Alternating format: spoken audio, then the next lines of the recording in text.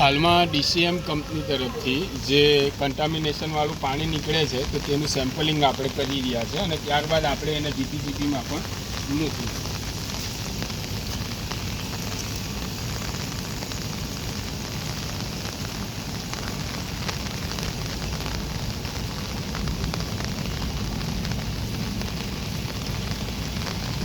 તો આ પાણી ભર્યું છે જેને હવે આપણે જીપીસીપી અને એનસીટીએલને અને સેમ્પલિંગ આપીશું અને આની અંદર જે કંઈ પણ કન્ટામિનેશન થયું છે એ કન્ટામિનેશન માં નર્મદાની અંદર જઈ રહ્યું છે.